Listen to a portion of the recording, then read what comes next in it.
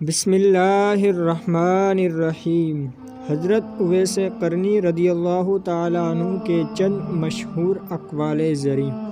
آپ نے فرمایا، اپنی ضرورتوں کو کم کرو گے تو راحت پاؤ گے۔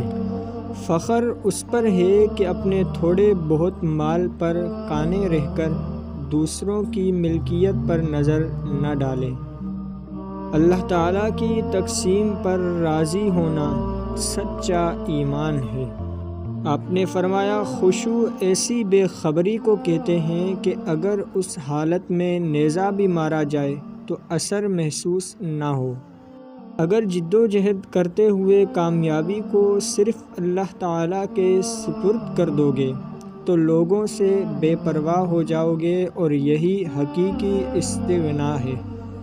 جب تک کسی کے دل میں شیطان کی محبت ہو اور اس کے سینے میں نفس غالب رہے، اور دنیا اور آخرت کی فکر اور لوگوں کا اندیشہ ہو، اس وقت تک اس کو کیفیت و وحدت حاصل نہیں ہوتی۔ آپ نے فرمایا، جو کچھ تمہارے پاس ہے اس پر مطمئن رہ کر کوشش کرو تو شریف، ورنہ ذلیل و رسوا ہو جاؤ گے۔